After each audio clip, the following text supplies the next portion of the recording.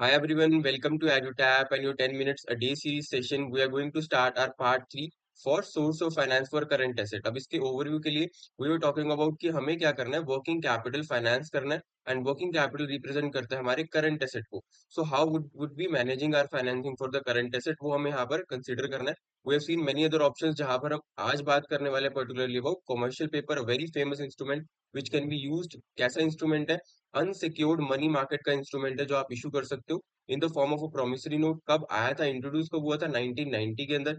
जो cost of borrowing through CPA वो normally क्या होगी, लोअर होगी एज कम्पेयर टू अगर हम other sources of short term की बात करते हैं. दैट्स वाई ये क्या है, इतना फेमस एंड वाइडली यूज किया जाता है. एलिजिबिलिटी क्या है कि कब आप एज अ कंपनीज को इशू कर सकते हो, तो कंपनीज इंक्लूडिंग जो आपकी नॉन बैंकिंग फाइनेंशियल कंपनीज है are permitted to raise short term resources through commercial paper. आप कर सकते हो, but you should have any body corporate की क्या चाहिए, मिनिमम नेटवर्थ होनी चाहिए 100 CR और हायर की नेटवर्थ होगी, तभी वो क्या कर पाएगी, एलिजिबल हो पाएगी for the issue of commercial paper. Any other entity specifically अगर किसी रिजर्व बैंक ने किसी एंटिटी को परमिट कर दिया, then they can issue the commercial paper.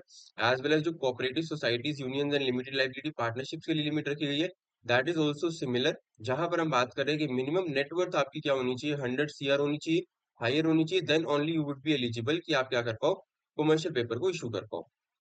If you talk about the eligibility for investment, अगर आपको करनी है कमर्शियल पेपर में, तो जितने भी रेजिडेंट्स हैं, नॉन रेजिडेंट्स हैं, extend permitted under the foreign exchange management act, जो आपका फेमा एक्ट है, उसके अंदर आप एलिजिबल हो to invest in the commercial papers. And आप यहाँ पर क्या कर सकते हो, अपनी इन्वेस्टमेंट कर सकते हो. If you talk about the denomination, तो इसकी क्या होती है, 25 लाख के अंदर आपको डिनोमिनेशन करनी होती है. एज वेल एज 7 डेज के लिए ये मिनिमम क्या होना चाहिए आपका, इशू होना चाहिए. एज वेल एज 1 ईयर के लिए होगा, बिकॉज ये क्या है, आपका शॉर्ट टर्म मनी मार्केट का इंस्ट्रूमेंट है. दैट इज अनसिक्योर्ड, आपका ऐसा कोई कोलैटरल की यहाँ पर रिक्वायरमेंट नहीं है. Other sources we have, that is are factoring, very important topic as per your exam. जब हम फैक्टरिंग की बात करते हैं, तो इसके लिए आप थोड़ा सा रिलेट कर सकते हो अपने डिस्काउंटिंग ऑफ बिल के साथ. जब हम डिस्काउंट कराते हैं अपने बिल को, दैट मीन्स कि आपके पास फॉर एग्जांपल कोई भी एक बिल पड़ा है, आप एक सप्लायर हो एंड आपको अभी इमीडिएटली रिक्वायरमेंट है मनी की, बट उस बिल के ऊपर जो ड्यू डेट है वो हो सकता है 2 मंथ्स लेटर, 3 मंथ्स लेटर की हो. तो आपको एज पर जो कस्टमर जो आपसे सामान लेके गया था, जिसने आपको वो बिल प्रोवाइड किया है, वो तो आपको 2 महीने बाद, 3 महीने बाद ही पेमेंट प्रोवाइड करेगा. तो what you can do is that in the immediate situation, आप बैंक के पास जा सकते हो, अपना वो बिल बैंक को दोगे, बिल ऑफ एक्सचेंज. बैंक आपको उसके लिए इमीडिएटली फंड्स दे देगा, बट ऑब्वियसली कुछ डिस्काउंटिंग आपके साथ करेगा, दैट इज आपको कम पेमेंट वहां पर मिलेगी. तो फैक्ट्री में भी ये होता है, we find a financial institution जो हमारी हेल्प करती है किस चीज के अंदर, यहाँ पर हमारे जो भी इनवॉइसेज है, फॉर एग्जांपल हमारे जो डेटर्स है, जो बिल रिसीवेबल्स है, उनके जो इनवॉइसेज है हम उनको क्या करते हैं, एज अ पार्ट हम उनको सेल करते हैं एंड उसके बाद वो हमें इमीडिएटली फाइनेंस प्रोवाइड करता है. बिकॉज वी नो कि डेटर्स में हो सकता है कुछ डेटर्स आपको 60 डेज के बाद पेमेंट करेंगे, कुछ 120 डेज के बाद, कुछ 140 डेज के बाद, 150 डेज के बाद. तो ऐसे डिफरेंट डिफरेंट डेटर्स है जो आपको डिफरेंट डेट्स पे पेमेंट करने वाले हैं, and it would be your responsibility कि आप उनको कलेक्ट करो. बट यहाँ पर financial institution come in between and वो आपके लिए क्या करती है, उनको डेटर्स को कलेक्ट करेगी. Then it would be their responsibility, जहां पर आपको इमीडिएटली क्या हो जाएगी, पेमेंट मिल जाएगी, बट पूरी पेमेंट नहीं मिलेगी obviously, because they also have a risk कि आपके डेटर्स पूरी पेमेंट कर पाएंगे नहीं कर पाएंगे. तो यहाँ पर you can see the figure also, जहां पर डेटर ने क्या किया, आस्क फॉर रॉ मटेरियल, आपने रॉ मटेरियल प्रोवाइड कर दिया और यहाँ पर इनवॉइस जो है वो क्या हो चुकी है, जनरेट हो चुकी है, जो भी क्लाइंट फॉर्म है. अब बीच में एक फैक्टर आएगा which could be a financial institution, जो क्या करेगा, यहाँ पर आपको इसके थ्रू क्या मिलेगा, अमाउंट मिल जाएगा, इनके पास क्या चली जाएंगी, इनवॉइसेस चली जाएंगी, which you would be directly selling. अब रिस्पॉन्सिबिलिटी किसकी होगी, पेमेंट किसके पास आएगी, डेटर्स डायरेक्टली किसको पेमेंट करेंगे, फैक्टर को पेमेंट करेंगे. तो फैक्टरिंग क्या एक फाइनेंशियल ट्रांजेक्शन है, जहां पर एक बिजनेस सेल कर देते हैं अपने अकाउंट रिसीवेबल. एज सिंपल अपने इनवॉइसेस को क्या कर रहे हो, जस्ट आप सेल कर रहे हो एट अ डिस्काउंट, बिकॉज यहाँ पर भी ऑब्वियसली अगर लॉस होगा उसके बाद जो रिस्पॉन्सिबिलिटी होगी, that would be for the factor. So he would be charging certain, आपसे चार्जेस भी ले जाएंगे, जिसको हम क्या बोलते हैं यहाँ पर, फैक्टरिंग का डिस्काउंट हो सकता है.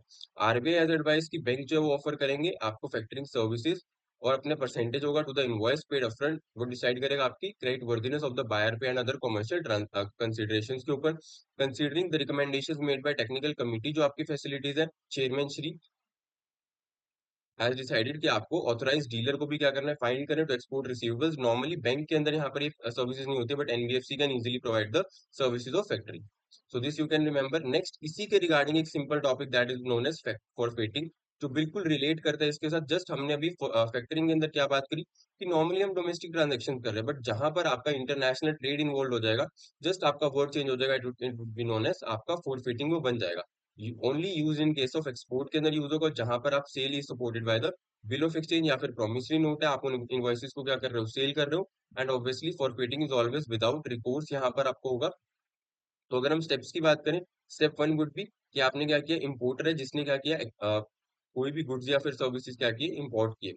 And then it would be receivable कहाँ पे चले जाएंगे, आपके bank guarantee for the availing bank,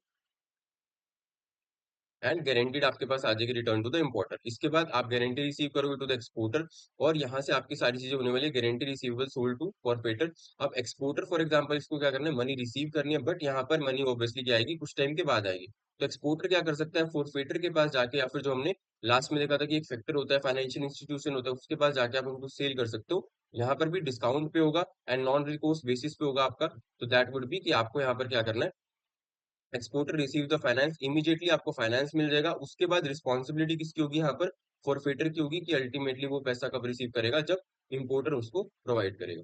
that was यहाँ पर आपको जो स्टडी करना है। एंड इससे रिलेटेड एक क्वेश्चन भी हम कर लेते हैं, that is what is the minimum denomination for the issuance of commercial paper, is it 1 lakh, 5 lakh, 25 lakh और 1 CR? I told you in the topic also जब हमने कमर्शियल पेपर को डिस्कस किया। So you can give me your answer in the comment box. Thank you so much for watching this video.